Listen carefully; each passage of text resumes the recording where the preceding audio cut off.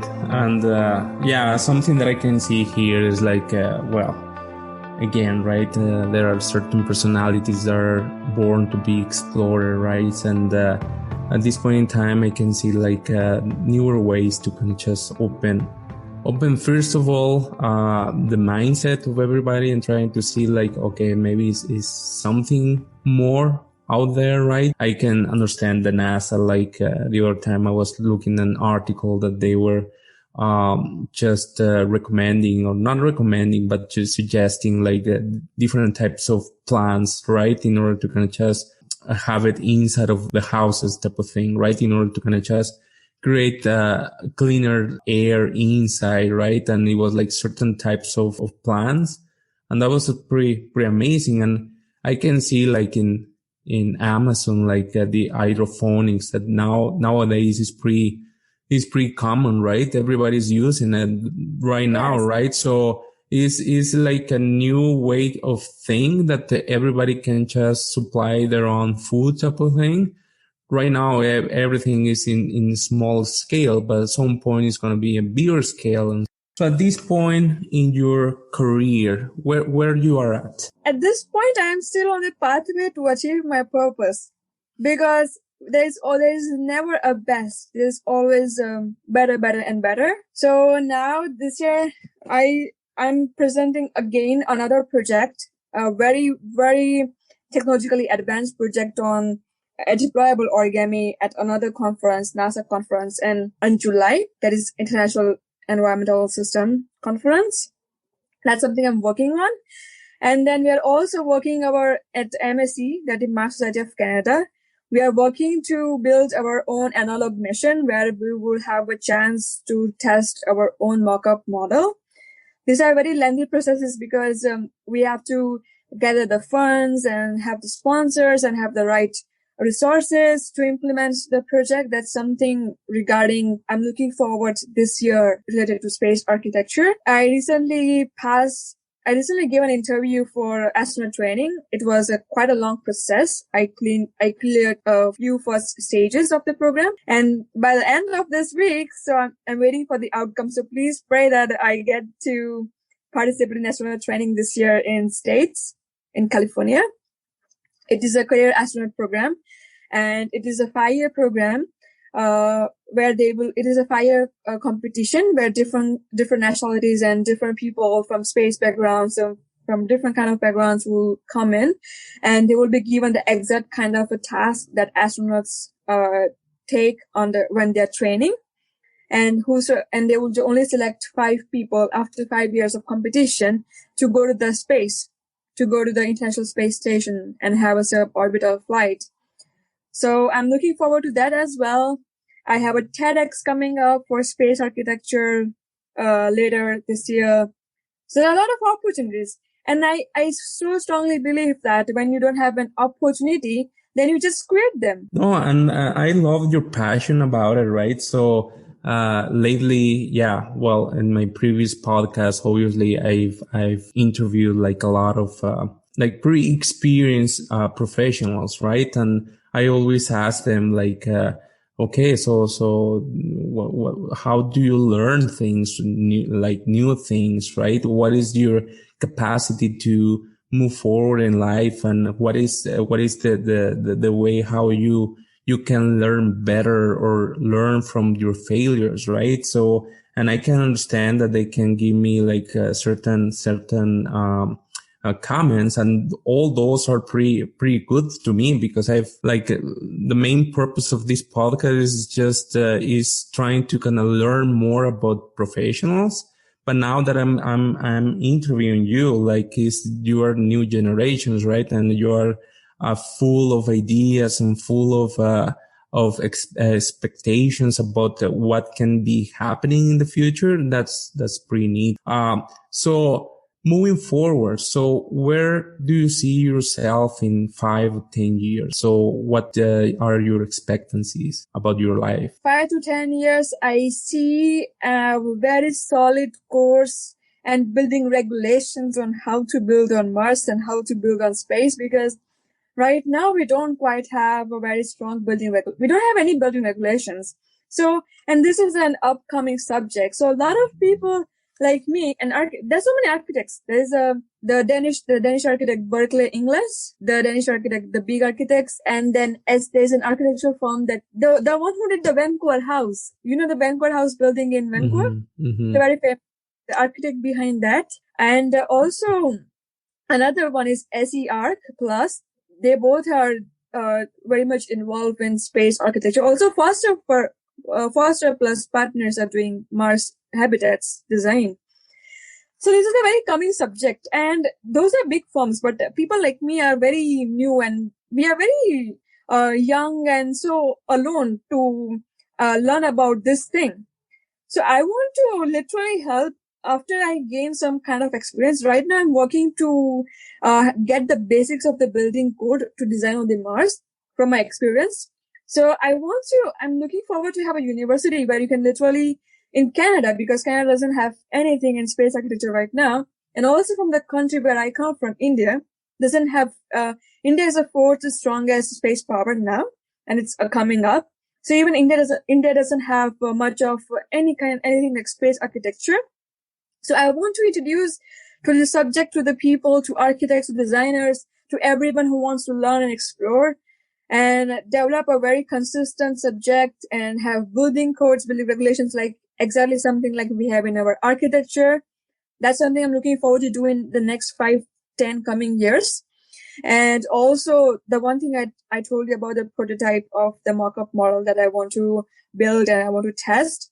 Maybe I will do that the next year and keep advancing, because of course we need to have a very definite, solid and firm and result-oriented habitat if you want to really carry from Earth to Mars.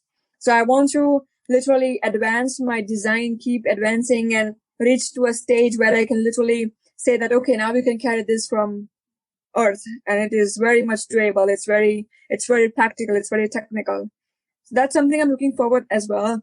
I'm looking forward to also participate in different kinds of public speaking stages where I can inspire others through how I am inspired by myself. So that, because we need people in STEM, we need, and especially women, because there are not many women who goes for engineering or science courses.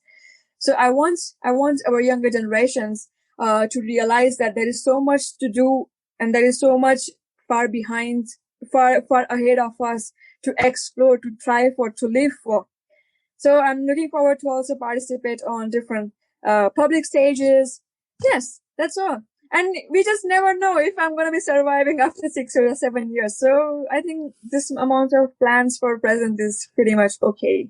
Pretty much okay. No, that's good. That's good. So no, and the good thing here is that sometimes, we need to understand where we are at, where are the things that we have done, and at some point we have to define a goal in the future, right? And all of a sudden you need to kind of just define these elements between now and then, right? And in order to never can just lose the focus and just be directly to that specific goal, right? So I think the way how you're managing where you are at right now is like, because you actually believe in this, right? And the other thing is trying to kind of just create like an actual sustainable element that can be survivable for whoever, right? So at this point, I'm thinking, and correct me if I'm wrong. So I'm thinking that the first step will be trying to generate this type of living for the first explorer, right? And once that they feel like they are kind of managing and trying to understand how everything is over there, is when everything start to kind of just develop in a further way, right? Yes. Am I correct? Okay. Yes. So now, yeah, I don't know if you're talking that you have been a speaker in different platforms. So what are the actual forums that you have speak on? So I from platforms through conferences. I have been participating in few conferences by now, and also I did some podcasts. I did 2 podcasts before. This is my 3rd one, and I'm also gonna participate in TEDx events. I'm invited to 2 TEDx events this year. One is in India and one is in Vancouver Island. Hopefully, if COVID doesn't, then it's going to be virtual. I hope not. So, yeah, participate through those. And then also I'm giving a lecture in a university in India on this Saturday about space architecture. So I think one university will lead me to many other. Because that's how the word spreads, right? Like people who are going to hear your podcast, they're going to tell somewhere else, and you just never know where the opportunity knocks your door. And I also share a lot of content on my social media, especially on LinkedIn, because I feel like LinkedIn is a very professional network, and I have had very positive experiences in the past. So write articles. That's where I can spread. I don't just need to speak. I can also write it down. Right. And how do you feel like the actual audience? How do you feel? Because I know that for sure that all of a sudden whoever is listening right now is like, what's this about? So you were talking about the sustainable architecture and now you are talking about Mars type of thing. So what can you feel like the public is responding to this? So how can you feel how the people are reacting to this? So are they in pro or against you, or how do you feel that the actual public is reaction to that? The answer to your question is in your statement. You just said that people will say that first she was talking about sustainable and now she's talking about Mars. Curiosity. Curiosity is the answer of your question, because I think people are very curious on what's coming up, because it's a very space architecture space. There are so many now private companies which are building up the rockets and the space shuttles and everything. So people are very curious. And I think and also people doesn't have of course, the people in STEM, they know a lot of things, but otherwise people don't know that, oh, is there a water on Mars? Oh, how is the topography on Mars? Oh, people have walked on the moon. So they have so many questions, and I'm here to answer those questions. So I think when I answer those questions is justifies their questions. And definitely there's a truth to science. You cannot deny science in the end. So I had till now I had a very positive response. Of course, I had people with doubts that so one of the common questions that I had was people usually ask me that, why do we need to invest money in space where there are so many problems on the earth? For example, there are countries like Africa itself, India, are facing housing challenges, and there is lack of sanitization and so much of other problems on the earth, like climate change. Then why do we need to invest in space? Why are we going to Mars and the moon, whereas these problems arises? So to answer those questions, and even the one who are watching right now will have the same question: why space? Why space? So to answer this question is, space exploration helps us to understand a lot about our own planet, and space exploration supports 8 of the UN goals, that is climate change, because satellites in space help us to understand the global climate around the world. Without that, it was not possible to understand how the water is melting on solar ice caps. Like in the North Pole, in the South Pole, in Antarctica, we wouldn't have known that. Also, the satellites help us to understand the human population around the globe, how the population is being shifting around the globe. Not just that, but for example, sanitization, and there's a lack of there's a food poverty in countries. So when astronauts live in the space, they have to they have to be very conservative towards the food, towards the water, towards the resources that they're using. So that helps us to understand, to build better recycling systems, because we are building recycling system, water recovery recycling system, food recycling system, waste recycling system for the space station, International Space Station. So that helps us to understand and develop better water recycling system, gray water recycling systems on the Earth. we wouldn't have known about solar energy until we didn't have solar panels on the International Space Station, because ISS runs totally on solar power. And that's how we developed the solar power on the Earth.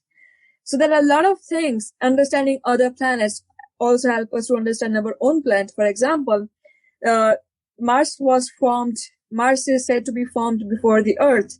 Understanding Martian soil and its geological structure also help us to understand the formation of our very own planet. So there are a lot of advantages to space exploration. And in a way, it is supporting UN goals of 2030.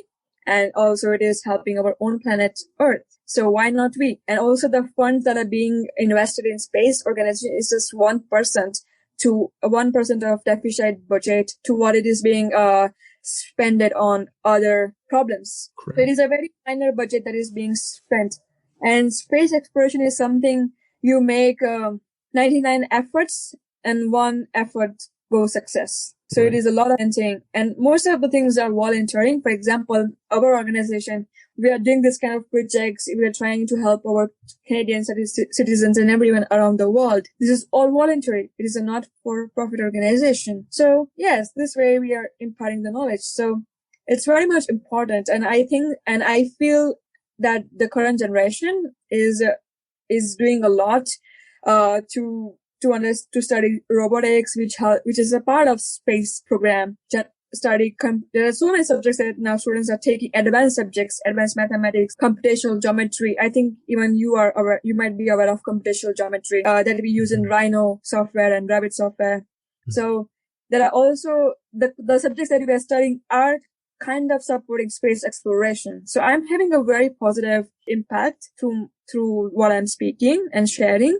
And also those who have doubts, they're also being very optimistic when they understand that how space exploration supports our own Earth. Correct. And always trying to kind of just look for the unknowns. Always is exciting, right? So yeah, I'm in pro to explore newer ways to do things, right? So I tend to be bored doing the same thing the whole time. So that's why I'm excited to be an architect, because every day in my office is a different day, right? You deal with different clients, you deal with different challenges, different designs. So I'm a person that cannot do the same thing every day. So for me, like looking for new ways to do new things, for me is exciting, right? And I understand this a big element that open up to further discussions and further elements, right? Because every component is a world by its own. So no, I'm pretty excited about your passion, about your the way how you speak about all the different elements that you are studying right now. And I think one of the last things that I have so far is that what you will say to the new generations to kind of pursue on in order to kind of move forward in life. So what will be your words on that? I want to tell to everyone who is listening to this, don't settle, because there is so much to do. There is so much to learn. So never settle. And whenever you are stuck, for example, if you're doing something challenging and you are stuck and you have a doubt that how I'm going to do it, when you're in self-doubt, then try to recall that best picture for yourself, where in your see the best picture for your own self, like how you are doing in 10 years if you keep doing what you are doing right now. So constantly see the best picture for yourself, stay on your path, have a purpose in your life, and be very disciplined to follow your purpose and be willing to make sacrifices to follow that purpose. And because a ship, no matter how big is your Ferrari, but without a direction, it's going to go in a wrong way. Even the ship is going to sail in the wrong way. So the direction is very important. So to conclude, I will say, have a purpose, try to find a path to walk on that purpose. And third, always believe in yourself. Never self-doubt, because you have all the universe inside of you.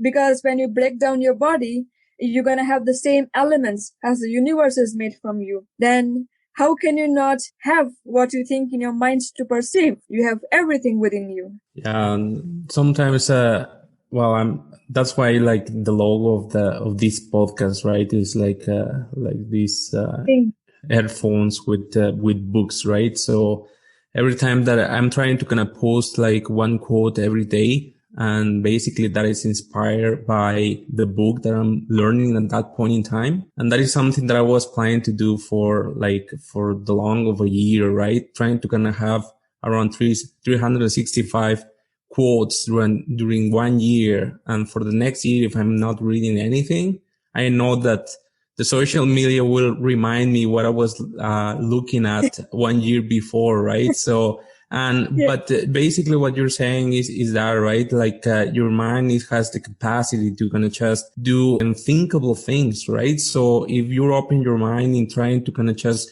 move forward on what is not known right now, but if you keep it trying, you will discover something even amazing, right? So open the path of the cycle, like of the loop, right? Trying to kind of open that up in order to kind of just find newer ways and better ways to do things, right? And that is what I'm inspired of, right? So, thank you for your time. I think that my last question will be, how can we connect with you, or forums that you are educating yourself from? Yes. So to connect with me, anyone can just type on www.marssocietyofcanada.ca, and that will connect to my organization.